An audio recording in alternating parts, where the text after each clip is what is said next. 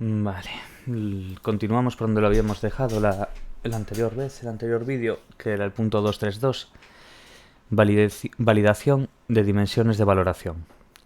Los llamados teóricos de la Praisal, tras la determinante influencia de Arnold y Lazarus, que cuestionaron la posición de James y afirmaron que la emoción no se sigue directamente del cambio físico o corporal, sino de la valoración, han realizado numerosas investigaciones para contrastar sus modelos teóricos, especialmente a partir de los años 80.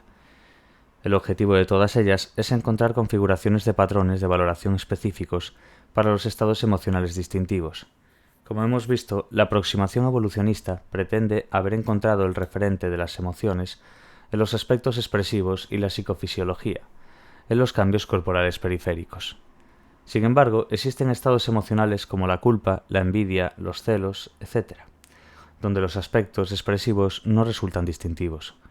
Por otro lado, la literatura sobre especificidad autonómica visceral no ha proporcionado evidencias consistentes sobre patrones distintivos hasta los años 80, y tales datos no garantizan que en términos autoperceptivos se detecten esas configuraciones. Los teóricos de la Praisal pensaron que podrían superar estas deficiencias explicando los matices emocionales que sentimos, tanto aquellos especialmente determinados filogenéticamente como los más cargados de influencia cultural, a través de los patrones de valoración. Su tarea, no está resultando fácil, aunque es esperanzadora. Aún no existe una única teoría sobre valoración emocional, pero se han ido estableciendo algunas estrategias de investigación para contrastar los modelos teóricos que se han avanzado y se ha alcanzado cierta acumulación. Seguidamente vamos a reflexionar respecto al proceso de valoración y los procedimientos de recogida de datos que se han utilizado para obtener datos sobre él. Expondremos brevemente el modelo de Lazarus sobre la emoción y describiremos algunas de las investigaciones que se han realizado para apoyarlo. La mayoría de los teóricos coinciden en que el proceso de valoración informa si el objeto o situación en que nos encontramos nos afecta personalmente y cómo lo hace. Cada uno de nosotros mantiene en cualquier momento una serie de objetivos, compromisos, deseos, etc., distintivos, los cuales pueden verse o no implicados en una situación.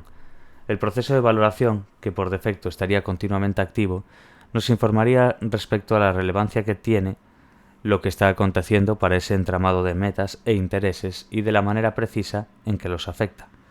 Para una persona comprometida con la paz, un conflicto bélico como el desencadenado recientemente en Irak le genera profundo malestar, tristeza o indignación.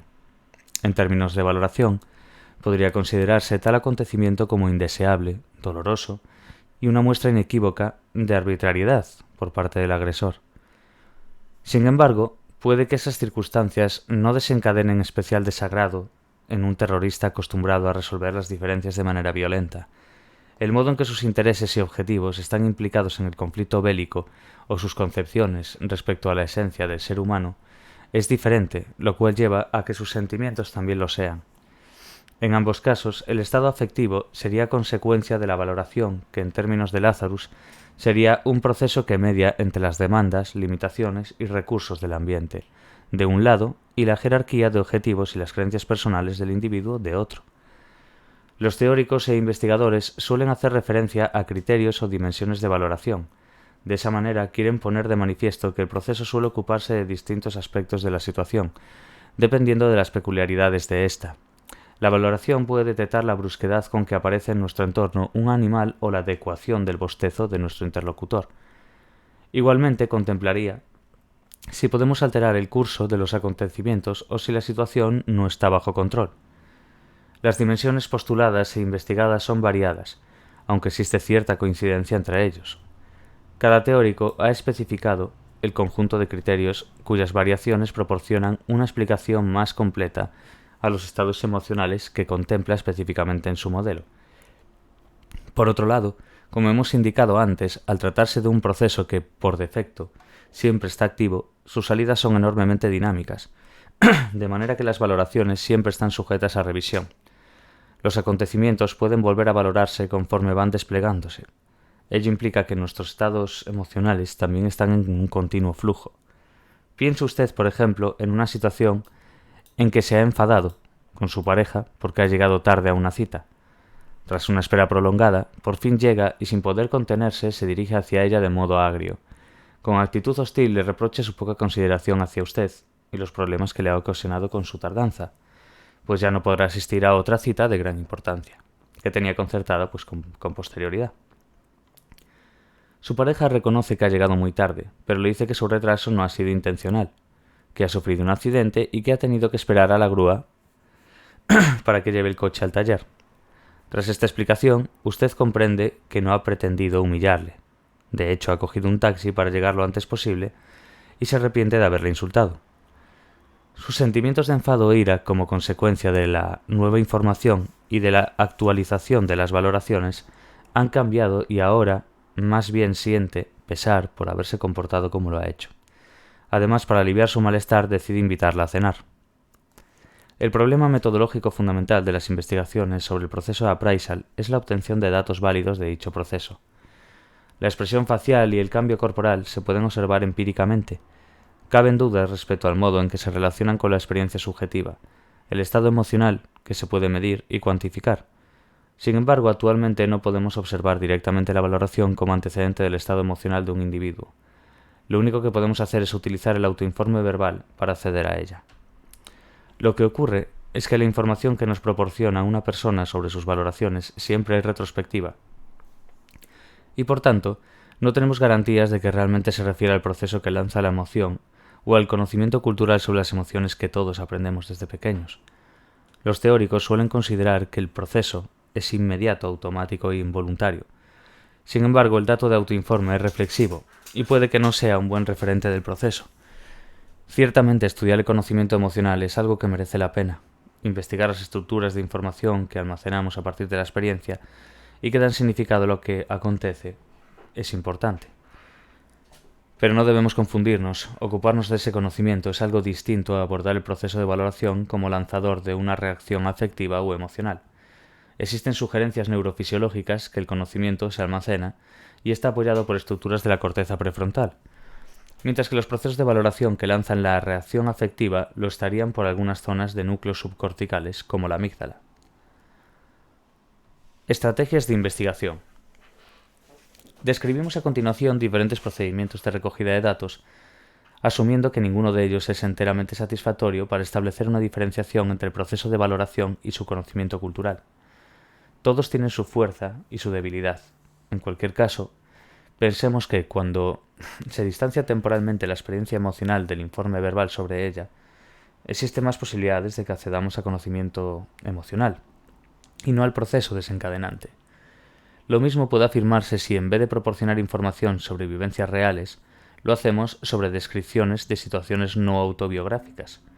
En algunos casos se ha presentado a los participantes una lista más o menos extensa de nombres, de términos afectivos o de emociones, para que los evalúen en cuanto a la presencia o ausencia, o fuerza relativa, de un criterio o componente de valoración particular. Posteriormente, el análisis de esos juicios proporciona información sobre las dimensiones o criterios de apreciación que son relevantes para las diferentes emociones.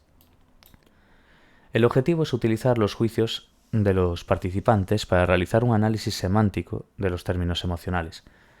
Posiblemente las evaluaciones de los participantes no están vinculadas a experiencias emocionales específicas, sino que más bien representan el conocimiento cultural sobre el uso de una etiqueta verbal particular. Algunos investigadores han usado otro procedimiento que requiere, en primer lugar, la elaboración de historietas sobre escenarios o situaciones en que se hacen variar sistemáticamente los criterios o dimensiones de valoración que quieren estudiarse. Una vez elaboradas las descripciones, estas se presentan a los participantes para que las imaginen e indiquen la emoción que sentirían si la viviesen. Aunque es una estrategia especialmente elegante, no debe olvidarse que los participantes proporcionan respuestas imaginadas a simulaciones emocionales y a veces la mezcla de las dimensiones de valoración proporciona descripciones inusuales. En otros estudios, el investigador recopila, en primer lugar, una serie de descripciones de situaciones emocionales, experimentadas en la realidad por una muestra inicial de participantes. En un segundo momento, otro grupo diferente lee esas descripciones y emite juicios sobre el modo en que diferentes dimensiones o criterios de valoración están presentes en cada situación, así como la emoción que se genera en ellas. Se recoge información, por tanto, respecto al modo en que los participantes creen que están presentes las valoraciones en situaciones emocionales que no han vivido realmente. En el cuarto procedimiento utilizado, los participantes recuerdan situaciones emocionales intensas que les hayan acontecido y emiten juicios sobre los criterios o dimensiones de valoración que creen que estaban presentes en su activación.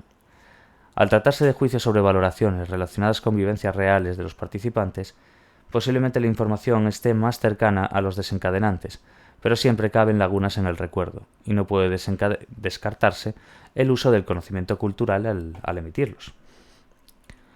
Por último, también se ha intentado, en algunos estudios, que los participantes emitan juicios sobre las valoraciones presentes en situaciones emocionales en el momento en que las estaban viviendo. Mientras sienten la emoción, enjuician tanto su estado emocional como los criterios o dimensiones de valoración que lo hacen posible. Seguramente se trata de la estrategia que más garantiza la vinculación de la información verbal con el proceso de valoración, pero no es fácil aplicarla. Se ha utilizado en alguna ocasión con estudiantes en situaciones de examen y para ocuparse de la ansiedad. Ilustración de recogida de datos sobre el modelo de Lazarus.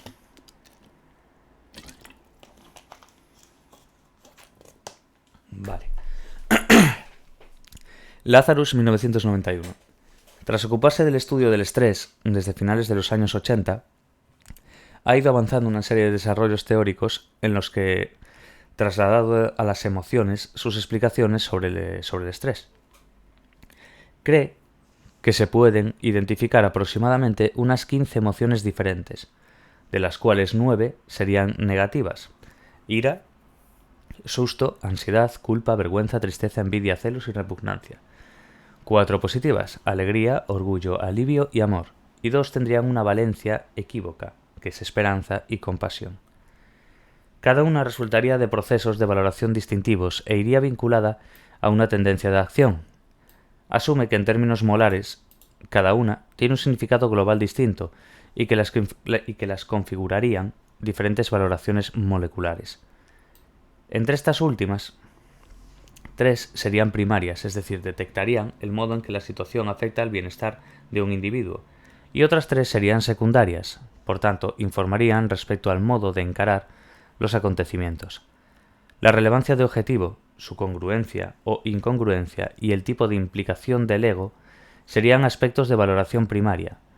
De acuerdo con ellas, si no hay ningún objetivo implicado en una situación, no aflora el afecto. Cuando se favorece el logro de las metas, acontecen estados emocionales positivos, mientras que si se interfiere su consecución, surgen los negativos. Y por último, las repercusiones precisas de los acontecimientos pueden ser muy variadas. Quizás afiancen o resientan la autoestima y la estima social de una persona. Afecten sus valores morales o sus ideales o sus objetivos vitales o sus convicciones sobre el mundo y los humanos. O también pueden incidir en el bienestar de otras personas. Las dimensiones de valoración secundaria serían la atribución causal, el potencial de afrontamiento y las expectativas futuras. El responsable, aquí vemos el resumen de los elementos de valoración que contempló Lazarus en su teoría sobre las emociones. Como íbamos diciendo, el responsable de lo que acontece puede ser otra persona o nosotros mismos. Y en algunos casos no hay tales responsables. Las propias circunstancias o condiciones naturales desencadenan los hechos. Por otro lado, a veces disponemos de recursos para incidir en lo que ocurre, pero en otras circunstancias puede que no los tengamos o que cualquier esfuerzo para cambiar la realidad sea inútil. Por último, el modo en que nos afectan los acontecimientos pueden ser coyuntural o crónico. Según Lazarus, las diferentes salidas de estos criterios de evaluación explicarían los 15 núcleos emocionales de que se ocupa en su teoría.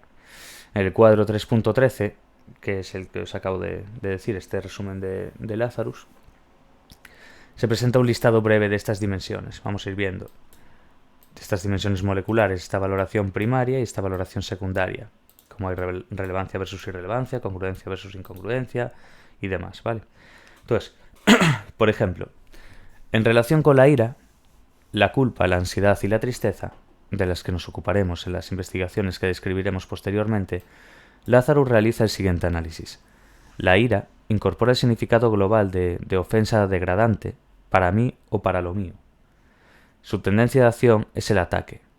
Las valoraciones primarias estarían presentes en modo de relevancia e incongruencia, y el ego se implicaría intentando restituir la autoestima. Las dimensiones secundarias llevarían, fundamentalmente, a que se asignen responsabilidades por nuestro daño a otra persona. El potencial de afrontamiento y las expectativas futuras no serían necesarias, pero pueden modular su intensidad. Si el primero es elevado, y no se anticipan consecuencias futuras por hacerla explícita, la ira puede intensificarse. La culpa implica, en términos morales, transgresión de un imperativo moral que realiza uno mismo.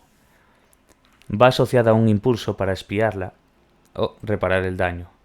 Sus valoraciones primarias distintivas serían la relevancia, la incongruencia, y el ego se resentiría por su transgresión moral.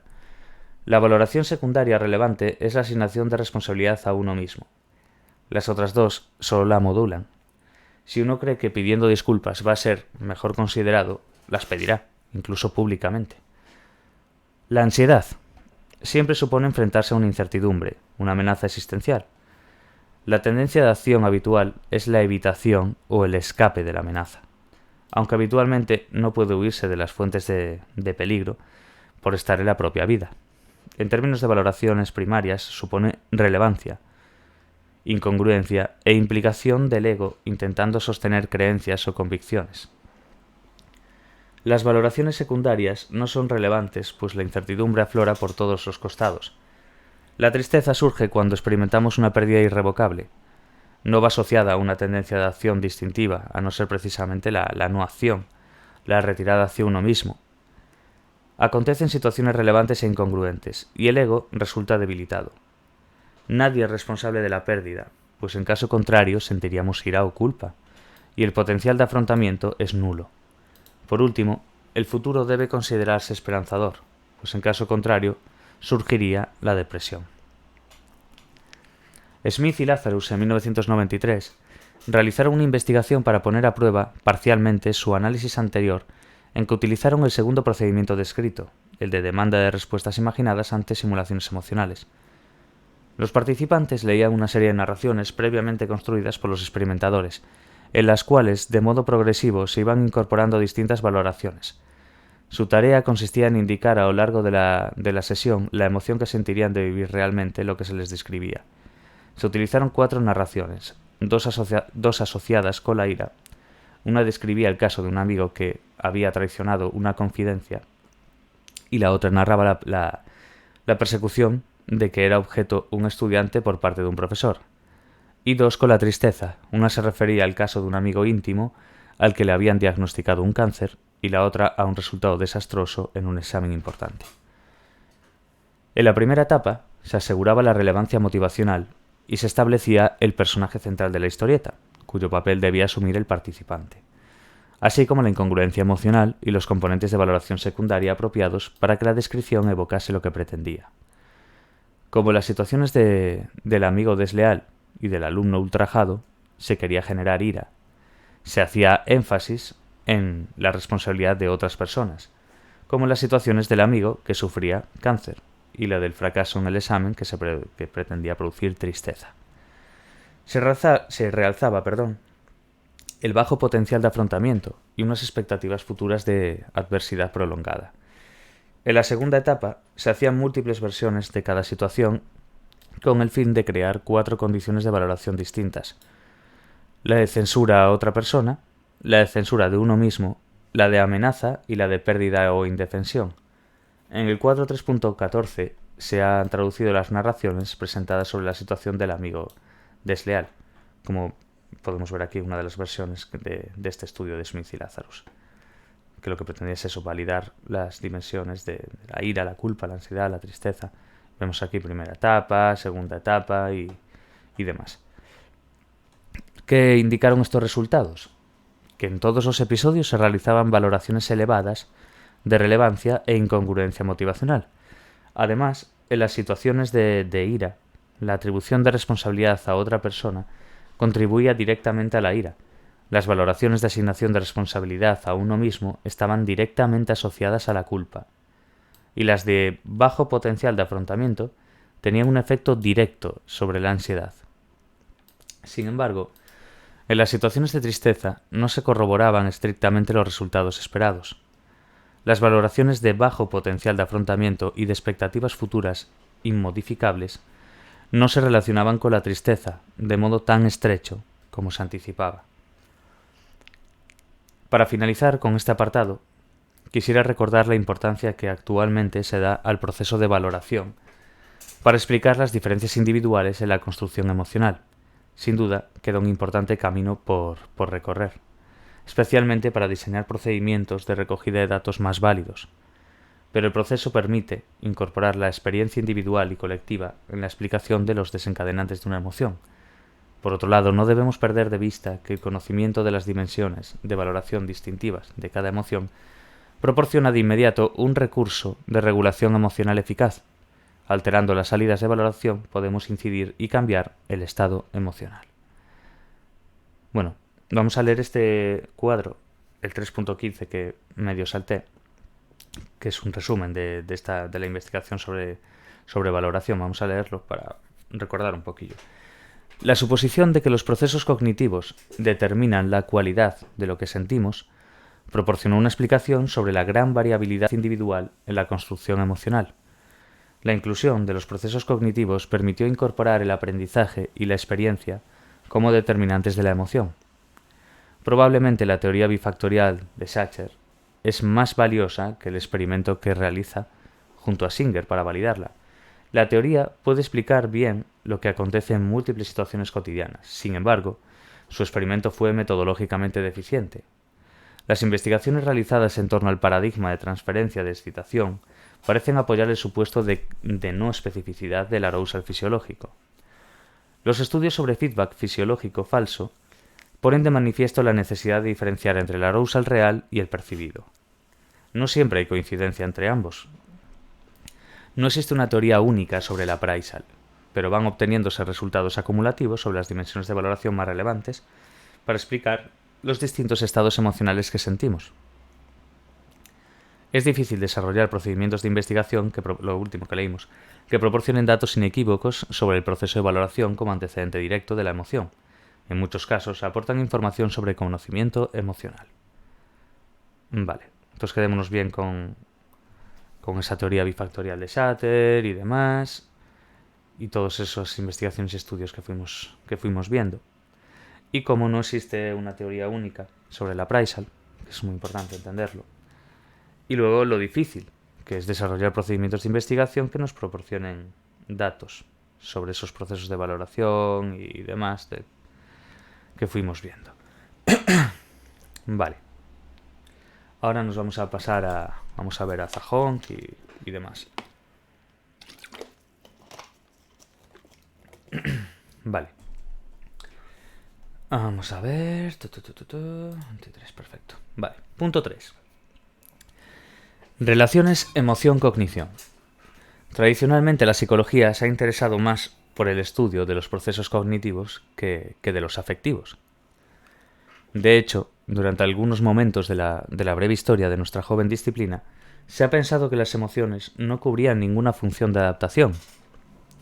Eran remanentes de la filogenia, que en el caso de los humanos perturbaban nuestra destreza y recursos cognitivos. No debe extrañarnos, nuestra cultura tradicionalmente ha distanciado la razón de la pasión, la mente del cuerpo. Además, cuando ha tenido que optar entre ambas, la cognición siempre ha resultado agraciada. Nuestra cultura atribuye a la razón poder sobre la pasión y a la mente control sobre nuestro cuerpo. La comunidad científica no ha estado libre de esta influencia. Al iniciarse la década de los 80 del siglo pasado, algunos teóricos intentaron alterar ese panorama. En concreto, Robert Zahong demandó de los psicólogos, especialmente de los llamados cognitivos, un mayor interés por el estudio de los afectos y las emociones. Simultáneamente les pedía que reconsiderasen su modo habitual de situarlos en la cadena de procesamiento. Desde su punto de vista, algunas reacciones afectivas tenían lugar en momentos muy tempranos, bastante antes de que se alzase una elaboración completa de su significado. Además afirmó que algunas reacciones afectivas podían tener lugar fuera de conciencia y podían influenciar el propio procesamiento cognitivo por vías independientes. De inmediato surgieron réplicas. Lazarus, como era de esperar, se opuso a estas ideas. Si para él, como acabamos de exponer, las emociones requieren valoraciones previas, resultaba inaceptable desvincular los afectos de las cogniciones. Zahón le argumentaba que el ámbito del afecto no se restringe exclusivamente a las emociones. Existen reacciones afectivas menos diferenciadas. Hubo réplicas y contrarréplicas entre ellos, pero el acuerdo era imposible. Estaban presentes importantes discrepancias sobre el significado de los términos afecto, emoción, cognición, automatismo, conciencia, etc. Y sin comprometerse mutuamente en definiciones coincidentes, era imposible que alcanzasen cierto consenso. En cualquier caso, el resultado positivo de aquella polémica fue el acercamiento progresivo entre dos áreas de investigación tradicionalmente disociadas, lo cual de inmediato dio buenos frutos. El volumen de publicaciones que se dedican actualmente al conocimiento de las relaciones entre procesos afectivos y cognitivos es inabarcable. Muchos investigadores sobre atención, percepción, memoria, aprendizaje, etc., además de realizar las manipulaciones habituales necesarias para el conocimiento de los procesos cognitivos, fueron acostumbrándose a incorporar materiales afectivos y neutrales para ver de qué modo su valencia modulaba el funcionamiento habitual del proceso bajo estudio. También comenzó a ser habitual adoptar estrategias de investigación habituales en la psicología diferencial. Se empezaron a administrar las tareas cognitivas más consolidadas sobre las que había consenso respecto a los procesos implicados a muestras seleccionadas de participantes normales, ansiosos, depresivos, hostiles, alegres, etc. De acuerdo con su situación clínica, con alguna medida de rasgo o con la inducción de estado emocional que se realizaba en el laboratorio, con el fin de comprobar si mostraban variaciones en la ejecución. El objetivo de todas estas investigaciones es ir acotando las relaciones emoción-cognición en términos de procesos y mecanismos. En este apartado, no pretendemos ocuparnos de la gran cantidad de tareas que se han utilizado siguiendo las estrategias anteriores, pues esto resulta ya imposible. Más bien, nos vamos a centrar en algunas estrategias de recogida de datos que se han desarrollado específicamente para profundizar en el conocimiento de las relaciones emoción-cognición. En primer lugar, describiremos algunas investigaciones que aportan una información valiosa sobre los vínculos entre atención y emoción. Seguidamente, haremos lo mismo con otras que relacionan la memoria y la emoción. Sin duda se trata de trabajos que han tenido una repercusión importante. De nuevo, para comprender la lógica de las manipulaciones, situaremos los procedimientos experimentales en el contexto, los modelos teóricos que los generan. 3.1. Lanzamiento preatencional de la reacción de miedo. Arne Hoffman, a finales de los años 70, desarrolló un modelo teórico que ha ido modificando ligeramente a lo largo del tiempo, en que se delimitaban las características automáticas versus controladas de los mecanismos implicados en la generación de una emoción. El modelo, que es semejante a los que surgen en esa época para explicar los mecanismos de atención, postula que los humanos, como otros mamíferos, somos capaces de registrar simultáneamente un gran número de canales perceptivos para localizar en nuestro entorno eventos relevantes. Esa abundante información entrante es acogida por algunos mecanismos preatencionales para ser analizada, tanto física como semánticamente. En caso de que se detecten estímulos de relevancia emocional, el procesamiento automático deja paso al controlado, dentro del cual se analizaría de modo más elaborado la información. La detención de relevancia, además de forzar el paso de un tipo de procesamiento a otro, iría asociada a una respuesta afectiva automática, poco precisa, que incorporaría ciertos elementos de orientación y de defensa. Los procesos de valoración, que evaluarían la relevancia de la información entrante para el bienestar y ofrecerían una estimación sobre cómo abordarla, y los de la selección de respuesta formarían parte del procesamiento controlado. Lo destacable del modelo es que diferencia entre mecanismos automáticos y controlados vinculados a la emoción. Postula que las emociones tendrían orígenes no conscientes o preatencionales y que la conciencia emocional solo tiene lugar en una etapa de procesamiento tardía. Quedaos bien con lo que destaca de este modelo. Lo que hace es diferencia entre mecanismos automáticos y controlados vinculados a la emoción, que postula que las emociones tendrían orígenes no conscientes o preatencionales, y que la conciencia emocional solo tiene lugar en una etapa de procesamiento tardía y sitúa la reacción afectiva vaga e imprecisa temprana en el paso de la información desde unos mecanismos a otros. Como vemos en este cuadro, ya que nos lo ilustra aquí, en el modelo de Oman sobre la generación de la emoción. Básicamente es quedarse bien con esta parte.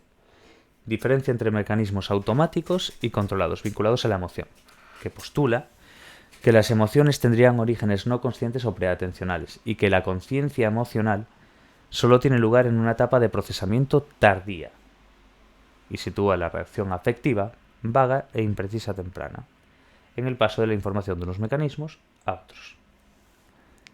Vale. Una vez postulado el modelo, el reto de Hohmann, fue contrastarlo empíricamente. No fue fácil idear una tarea que fuese capaz de disociar el procesamiento automático del controlado y que ofreciese información de que el primero había lanzado una reacción afectiva. En situaciones cotidianas es imposible distinguirlos, pues la información afectiva pasa a través de ambos tipos de mecanismos de manera inmediata y suele alcanzar la conciencia. Recuerda alguna situación de riesgo en que su vehículo pudo haber chocado o de hecho colisionó con otro coche y sintió miedo. La información amenazante o peligrosa se procesó con inmediatez, como la atestigua su rápida y contundente reacción, y al momento formaba parte de sus contenidos de conciencia. Es posible distinguir, en circunstancias semejantes, los momentos o etapas en que actúan mecanismos automáticos y los que están repletos de procesos controlados? Claramente no, puesto que lo habitual es que ambos vayan unidos. Se necesita una tarea de laboratorio en que cumpliesen dos requisitos. En primer lugar, las manipulaciones debían impedir que tuviese lugar el procesamiento consciente de la información afectiva, y en segundo lugar, debía ofrecer la posibilidad de registrar la reacción lanzada por el procesamiento no consciente de la información afectiva. ¿Qué tarea podía cumplir estos requisitos? Ninguna. Hohmann tuvo que desarrollarla específicamente. Al hacerlo se apoyó en el paradigma de condicionamiento aversivo pavloviano y en la técnica de enmascaramiento hacia atrás. Ya tenía una dilatada experiencia con el uso del paradigma de condicionamiento aversivo. Había realizado numerosos experimentos para comprobar que los estímulos condicionados filogenéticamente asociados al sistema de defensa muestran un efecto de resistencia a la extinción, que no está presente en otros estímulos condicionados. En esas investigaciones, sus participantes, estudiantes universitarios, pasaban por una tarea de condicionamiento, en la que recibían unos 4 ensayos de habituación, 12 de adquisición y 6 de extinción. En unos grupos se utilizan como estímulos condicionados, el ECS, 2 diapositivas de rostros alegres y otros 2 de rostros airados. Hohmann considera que los rostros airados, también las serpientes y arañas, desde una perspectiva filogenética, mantienen ciertos vínculos asociativos con las reacciones de defensa, mientras que los rostros alegres, también las flores o setas, no tendrían esta peculiaridad. Se administraba una descarga eléctrica como estímulo incondicionado, y la medida dependiente que se registra es la conductancia de la piel. En los ensayos de habituación se presentan exclusivamente los estímulos condicionados. En los que adquisición se presentan en la mitad de las ocasiones uno de los estímulos condicionados, los EC+, que siempre van emparejados con estímulo incondicionado, y en el resto el otro estímulo incondicionado, el EC con el menos, que siempre aparece solo sin emparejar con ese estímulo incondicionado. Entonces, estímulo condicionado positivo, por así decir, estímulo condicionado negativo, son rostros de la misma categoría, ambos alegres o ambos airados, pero de personas diferentes.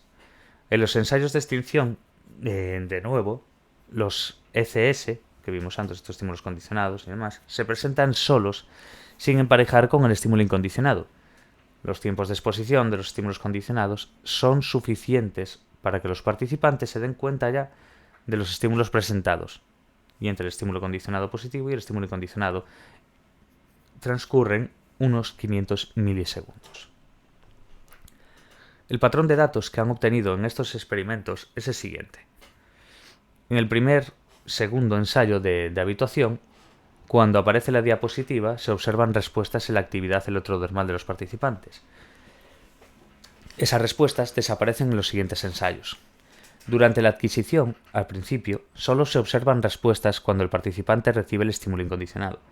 Sin embargo, tras algún emparejamiento entre el estímulo condicionado y el incondicionado, se observa la respuesta cuando aparece el primero, cuando el participante parece anticipar la llegada del estímulo incondicionado. Ante el estímulo condicionado negativo no se observan respuestas, como ya dedujimos antes. En la fase de extinción, en el primer y segundo ensayo, el patrón de respuesta es equivalente al observado en la adquisición. Importante. Pero en los ensayos posteriores desaparecen las respuestas que antes acontecían cuando se presentaba ese estímulo condicionado positivo. Además, precisamente durante esta fase de extinción, se ha observado lo que se denomina efecto de resistencia a la extinción. Muy importante este concepto. Que describe el hecho, quedémonos con esto bien. Hay, en esta fase que estábamos hablando ahora, esta fase de extinción, quiero decir, lo que se observó, eso que estamos denominando como efecto de resistencia a la extinción, que describe, importante ahora, el hecho de que cuando los ECs, los estímulos condicionados positivos aquí, han estado filogenéticamente vinculados al sistema de defensa, rostros de ira, serpientes, arañas, se requieren más ensayos de extinción para que desaparezca la respuesta condicionada que cuando los estímulos condicionados positivos de aquí no lo son, como rostros alegres, flores, setas, etc. Para poner a prueba su modelo teórico, Hohmann utiliza el paradigma de condicionamiento aversivo pavloviano, que acabamos de describir, pero incorpora manipulaciones adicionales. Utiliza el enmascaramiento hacia atrás para impedir que en la fase de extinción los estímulos condicionados S tengan acceso a conciencia. Durante la fase de habituación y de adquisición, los estímulos condicionados S son reconocidos sin dificultad. Su duración oscila entre 50 y 200 milisegundos. Sin embargo, los ensayos de extinción, los estímulos condicionados S, se presentan enmascarados. Tanto el estímulo condicionado como el estímulo condicionado negativo se aparecen durante 30 milisegundos y van seguidos inmediatamente por otra diapositiva de un rostro neutral que actúa de máscara y aparece también durante 30 milisegundos. Vemos ahora aquí en el cuadro 3.17, el procedimiento general que siguió Hohmann en el que está utilizando lo que dijimos previamente del enmascaramiento hacia atrás. Vale, bajo estas condiciones, en pruebas de reconocimiento, los participantes no son capaces de reconocer el estímulo condicionado. La cuestión clave es, si bajo estas condiciones de procesamiento no consciente de la información afectiva, los participantes continúan mostrando el efecto de resistencia a la extinción. En caso de que se produzca, podría argumentarse que tal reacción está lanzada desde mecanismos automáticos. Los resultados de las investigaciones de Hohmann indican que se produce el efecto, incluso en condiciones de enmascaramiento. Importante que nos acordemos de esto. Los resultados de las investigaciones de Hohmann indican que se produce el efecto, incluso en condiciones de enmascaramiento. Por tanto, parece confirmarse la hipótesis básica del modelo. Los estímulos emocionales son capaces de evocar respuestas fisiológicas después de un análisis muy rápido e incluso aunque su acceso a conciencia quede bloqueado. Quedémonos muy bien con eso. A ver, aparte de todo lo leído, del comienzo hasta el final del modelo, hay que entender bien los resultados, que es la clave, vamos. Los resultados de esta investigación es precisamente eso, lo que Hohmann que indicaba, que se produce ese efecto, pero lo que pasa es que es incluso en condiciones de enmascaramiento, que es lo que estaba probando. Entonces está confirmándose la hipótesis básica del modelo de Hohmann, que los estímulos emocionales son capaces de evocar respuestas fisiológicas después de un análisis muy rápido, incluso aunque su acceso a conciencia quede bloqueado. ¿Vale? Bueno, aquí vemos los resultados que se obtuvieron en uno de los experimentos de Hohmann. Lo podemos comentar, la parte de aquí, los dos gráficos de la parte superior, como veis aquí. Muestra las respuestas en conductancia de la piel durante la fase de adquisición ante rostros de ira a la izquierda y rostros alegres a la derecha. Puede observarse que en ambos casos las respuestas se muestran ante el estímulo condicionado positivo y no ante el estímulo condicionado negativo, lo cual indica que se produce en condicionamiento. Los dos de la parte inferior, que vemos aquí, estos de aquí, muestran las respuestas en conductancia durante los ensayos de extinción, en que los estímulos condicionados se enmascaraban. Obsérvese cómo la extinción es más lenta, en el caso de la ira, que es este de aquí de la izquierda, que en los alegres, que es en la derecha. Como habrá podido comprobar el lector, estas investigaciones requieren manipulaciones muy precisas y proporcionan información muy fina sobre las relaciones entre procesos afectivos y la atención. Sin duda, ilustran el camino a seguir para dar solución a polémicas como la protagonizada por Zahong y Lazarus. Estos trabajos, igual que otros publicados posteriormente por Joseph Deluxe sobre las vías corticales y subcorticales que median la reacción del miedo, ponen de manifiesto la existencia de automatismos en el lanzamiento de la emoción. Sin negar la realidad del procesamiento afectivo controlado, ponen de manifiesto la existencia de otros mecanismos, posiblemente configurados filogenéticamente, que están también mediando la reacción afectiva. Además, amplían nuestras inquietudes. Será importante conocer las dinámicas que se establecen entre los mecanismos automáticos y los controlados. En qué condiciones el procesamiento controlado realmente ejerce como tal y regula la reacción afectiva temprana. En qué circunstancias está impedido ese control. Vale, perfecto. Vale, ahora tocaría memoria y emoción.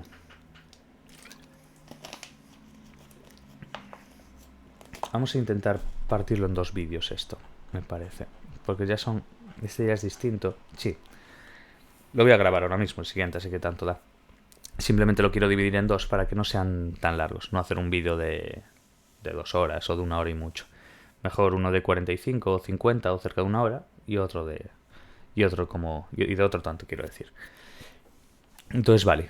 Lo dejamos aquí en el punto 3.2 y ahora mismo grabo ya el siguiente. Vale. Hasta dentro de un ratín.